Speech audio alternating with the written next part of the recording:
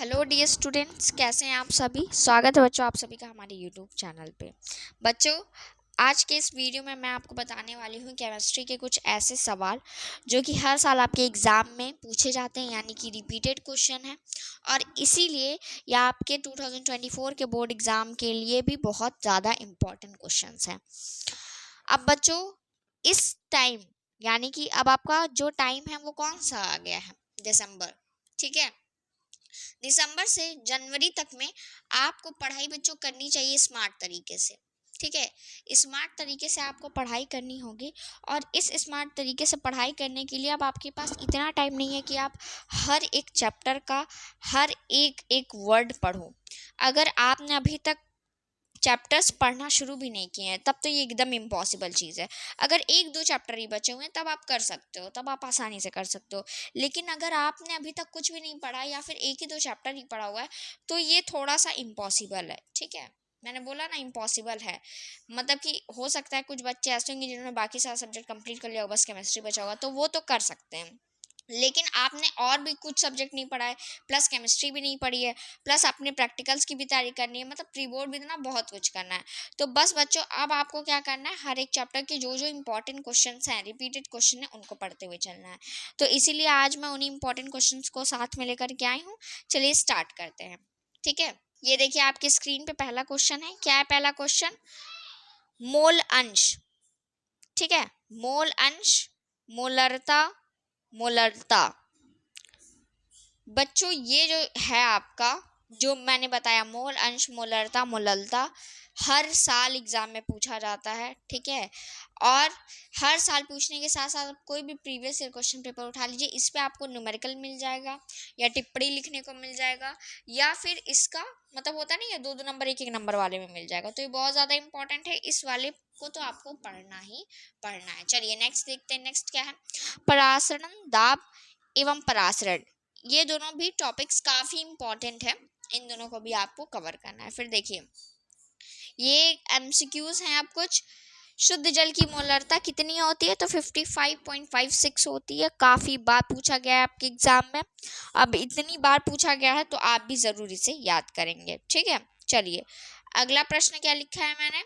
अगला प्रश्न है, निम्नलिखित में से कौन सा अणुसंख्य गुणधर्म है? तो देखिए बच्चों, परासरण दाब आपका एक अणुसंख्य गुणधर्म है इन सभी में से। ठीक है, ये भी बहुत बार पूछा जा चुका है। नेक्स्ट प्रश्न क्या है आपका? निम्नलिखित विलयनों में से, मतलब विलयनों में से सर्वाधिक परासरण दाब किसका है? तो यहाँ पे देखिए चार ऑप्शंस आपको अभी स्क्रीन पर, यहाँ पे देखिए आपको चार ऑप्शन दिख रहे हैं ना बच्चों। सेकंड नंबर ऑप्शन एकदम सही है और इस पे आप टिक करेंगे और आगे बढ़ेंगे। ठीक है बच्चों, चलिए बच्चों अगले प्रश्न की तरफ बढ़ते हैं। अगला प्रश्न मैंने रखा हुआ है राउल्ट का नियम। ये थोड़े लॉन्ग वाले में पूछेगा। राउल्ट का नियम बहुत ही ज़्यादा इंपॉर्टेंट है, या फिर इसको ऐसे भी पूछ सकता है कि राउल्ट का वाष्प दाब का अवनमन नियम लिखिए। तो दोनों में से कोई भी पूछेगा, आंसर आपको लिख देना है और आपको पूरे पूरे नंबर मिल जाएंगे। अब बच्चों एक और बात मैं आपको बता दूं, ये जितने भी सवाल मैं आपको बता रही हूँ, तो आप सवाल बस देखिए मत, ये वीडियो खत्म होने के बाद उन सवालों को एकदम अच्छे से तैयार कर लीजिए। ठीक है, क्योंकि जब तक आप तैयार नहीं करेंगे, आपके वो प्रश्न बस सुन करके, एक कान से सुन करके दूसरे कान से निकलने के बराबर होंगे। ठीक है बच्चों, तो आपको इन प्रश्नों को तैयार करना है। फिर उसके बाद से जो प्रश्न आप तैयार कर रहे हैं, उनके जितने भी सॉल्यूशंस होते हैं वो आपको ज़्यादा ध्यान लगा करके पढ़ने और समझने होंगे। जैसे कि ये जो राउल्ट का नियम है, ये आपके लॉन्ग में पूछा जाता है। ठीक है, लॉन्ग क्वेश्चन में पूछा जाता है और ये हरदम 5 से 3 मार्क्स में क्वेश्चन रहता है। ठीक है बच्चों, चलिए अब आगे बढ़ते हैं नेक्स्ट क्वेश्चन की तरफ। 12 ग्राम ग्लूकोज को 100 ग्राम जल में घोलने पर विलयन का क्वथनांक 100.34 डिग्री सेल्सियस पाया गया। ग्लूकोज का मोलल उन्नयन स्थिरांक की गणना कीजिए। ये देखिए बच्चों, ये जो क्वेश्चन है आपका न्यूमेरिकल क्वेश्चन है। न्यूमेरिकल क्वेश्चन आपकी केमिस्ट्री में भर भर के पूछे जाते हैं, फिजिकल केमिस्ट्री से होते हैं। ठीक है, केमिस्ट्री में आपका केमिकल रिएक्शन हो गया, फिर उसके बाद से न्यूमेरिकल हो गया, और ये टिप्पणी वाला, और कैसे अभिक्रिया करें या कैसे प्राप्त करें, इस टाइप के क्वेश्चन बहुत ज़्यादा पूछे जाते हैं। तो आपका क्या है, आपको हर एक क्वेश्चन को, हर एक तरीके को जानना है, समझना है, ताकि एग्जाम में आपका एक भी प्रश्न ना छूटे। ठीक है बच्चों, अब चलिए बढ़ते आगे नेक्स्ट क्वेश्चन की तरफ। अब देखिए बच्चों, ये जितने भी प्रश्न आपको आपके स्क्रीन पे दिख रहे हैं ना, वो सारी टिप्पणी में पूछे जाएंगे। जैसे पेप्टिकरण, स्वर्ण संख्या, प्रथम, शून्य, द्वितीय, तृतीय कोटि की अभिक्रिया, ठीक है, आणविकता, ग्लूकोज की संरचना, ये सब आपका टिप्पणी में पूछेगा। टिंडल प्रभाव, ठीक है, ब्राउनियन गति, ये सब आपका किसमें पूछता है, ये सब आपका पूछता है टिप्पणी वाले प्रश्नों में। अब देखिए बच्चों, कुछ होता है आपका विधि द्वारा निर्माण, नहीं है, प्रयोगशाला विधि और औद्योगिक विधि होती है, तो उसमें आपका भी कोई इंपॉर्टेंट क्वेश्चन है जिसको मैं बताने जा रही हूँ। देखिए बच्चों, हैबर विधि द्वारा अमोनिया का निर्माण, ठीक, डीगन विधि द्वारा क्लोरीन का निर्माण, ओस्टवाल्ड विधि द्वारा नाइट्रिक अम्ल का निर्माण, फॉर्मेल्डिहाइड, फिर उसके बाद से ग्लूकोज का संरचना और निर्माण दोनों ही इंपॉर्टेंट है। ग्लूकोज का निर्माण कैसे होता है, ठीक है।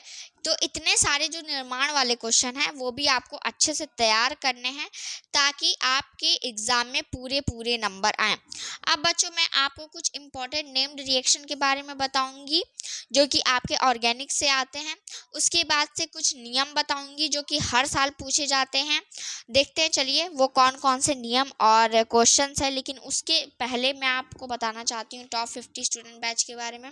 मैथ वाले स्टूडेंट ध्यान दें, क्योंकि ये उन्हीं के लिए है बच्चों। अगर आपको थोड़ा सा भी डाउट है मैथ्स को लेकर के, आपके पास फेल होने का मतलब चांसेस लग रहे हैं, तो आप इस नंबर पे कांटेक्ट करिए, और इस नंबर पे कांटेक्ट करके इस बैच से रिलेटेड सभी इंफॉर्मेशन प्राप्त कर सकते हैं। बैच में क्या है, कैसी पढ़ाई होगी, कैसी पढ़ाई नहीं होगी, ठीक है। व्हाट्सएप करिए या कॉल करिए, आपको कांटेक्ट करना ही होगा अगर आप मैथ्स में अच्छे मार्क्स लाना चाहते हैं तो, ठीक है बच्चों। इस बैच में जो जो बेनिफिट मिलेंगे यहाँ पे आपको स्क्रीन पे दिख रहे होंगे। चलिए अब आगे बढ़ते हैं, केमिस्ट्री के क्वेश्चंस देखते हैं। अब देखिए बच्चों, ये सब जो आपके सामने दिख रहा है वो ऑर्गेनिक का मोस्ट इम्पॉर्टेंट रिएक्शन है, जिसमें आपका पहले नंबर पे आता है वुड्स अभिक्रिया, वुड्स फिटिक अभिक्रिया, एल्डोल संगनन, फिडल क्राफ्ट अभिक्रिया, श्मिट अभिक्रिया, कैनिजारो अभिक्रिया, रीमर टीमन अभिक्रिया, ठीक है। ये जितने भी रिएक्शंस मैंने आपको बताए हैं, इसमें से श्मिट अभिक्रिया, Friedel Crafts, aldol, Wurtz Fittig, ये सब मैंने वीडियो में आप लोगों को समझाए हुए हैं।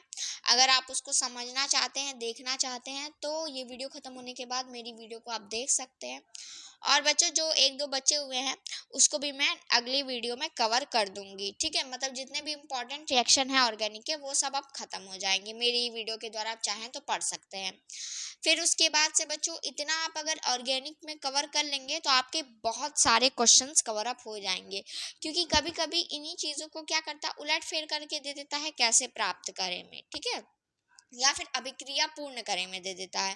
फिर उसके बाद से अगर नहीं देगा तो ऐसे नाम लिख करके दे देगा, वुड्स अभिक्रिया को समझाइए, एल्डोल कंडेंसेशन या एल्डोल संघनन को समझाइए, ठीक है बच्चों। तो चलिए, इतना अब आपको समझ में आ गया होगा कि ऑर्गेनिक का कैसे पूछता है। और एक और चीज बच्चों, ऑर्गेनिक का आईयूपीएसी आपको ऑर्गेनिक का एकदम प्रिपेयर करना। इससे 5 क्वेश्चन फिक्स रहते हैं कि आएंगे ही आएंगे, 5 से कम भी आ सकते हैं, 3-4 भी आ सकते हैं, लेकिन मतलब कि एक एक नंबर के इसके फिक्स रहते हैं कि आएगा ही आएगा आईयूपीएसी, ऑर्गेनिक आईयूपीएसी, ठीक। अब चलिए, अब बढ़ते हैं आगे। कुछ नियम होते हैं, वो जो ऐसे नियम जो आपके एग्जाम में रिपीटेडली पूछे जाते हैं हर साल, रिपीट रिपीट रिपीट रिपीट, उसको भी जान लेते हैं। चलिए अब देखिए बच्चों, ये है आपके, जिसमें पहला क्या है, राउल्ट का नियम, फिर है कोलराउश का नियम, फिर है वैद्युत अपघटन का नियम, फिर है बच्चों आप लोगों का हार्डी सुलजे का नियम, फिर है वैद्युत अपघटन का नियम, ठीक है। वैद्युत अपघटन का नियम 2 बार हो गया क्या, एक ही बार लिखना था, ठीक है। फिर आर्हीनियस का नियम है आपका। फिर आपका बच्चों है उप सहसंयोजन यौगिकों का आईयूपीएसी नोमेनक्लेचर। मतलब देखिए, आईयूपीएसी नोमेनक्लेचर कहने का मतलब सिर्फ और सिर्फ ऑर्गेनिक कंपाउंड से नहीं होता है। आपकी इनऑर्गेनिक केमिस्ट्री में जो उप सहसंयोजक यौगिक होते हैं, ठीक है, उसका भी आपका आईयूपीएसी नोमेनक्लेचर होता है और बहुत ज़्यादा इम्पॉर्टेंट होता है, ठीक है। तो आप उसको भी प्रिपेयर करेंगे, क्योंकि ये भी एक एक नंबर के क्वेश्चन करके आपका 3 से 4 नंबर तक का दे देता है, पूछ लेता है। तो आपको इसको भी प्रिपेयर करना है, ठीक है बच्चों। तो मतलब मैंने आपको क्या क्या बताया, एक तो आईयूपीएससी आपको ऑर्गेनिक का आईयूपीएससी और एक उपसर संयोजकों का आईयूपीएससी आपको नाम करना है। ये सारे नियम मैंने आपको तैयार करने को बताया। फिर इधर मैंने ऑर्गेनिक का बताया था आप लोगों को, वुड्स फिटिक और मतलब कि नेम्ड रिएक्शन जो होते हैं केमिस्ट्री वाले, ऑर्गेनिक केमिस्ट्री वाले, वो सब। फिर मैंने आपको टिप्पणी में भी बताया था, जैसे कि ये पेप्टिकरण, स्वर्ण संख्या, प्रथम शून्य, आणविकता, ठीक है। तो इन सब चीज़ों को, इन सब क्वेश्चंस को अब आपको क्या करना है, एकदम प्रिपेयर कर लेना है। स्पेशली वो बच्चे जिन्होंने अभी तक बिल्कुल पढ़ाई शुरू नहीं की है, वो ज़रूर पढ़ लें, आप लोग अच्छे नंबर से पास हो जाओगे। मतलब कि अगर आप ये सोचो किसी तरीके से 100 में 33 मिल जाए, तो अगर आपने इतने पॉइंट्स कवर कर लिए, इतने टॉपिक्स कवर कर लिए, तो आपका 70-75 नंबर तक आराम से आ सकता है, अगर आप इतने टॉपिक मन से पढ़ के जा रहे हो तो। ठीक है बच्चों, 70-75 क्या, वो 80 तक भी जा सकता है अगर आप मन से पढ़ लिए तो चलिए बच्चों, मिलेंगे नेक्स्ट वीडियो में, और इन्हीं सब टॉपिक्स को मैं अच्छे से बताऊंगी, समझाऊंगी। आज टॉपिक्स बताए हैं, अगले वीडियो बनाऊंगी तो मैं उसमें इसके उत्तर बताऊंगी, सॉल्यूशन बताऊंगी। Thank you so much.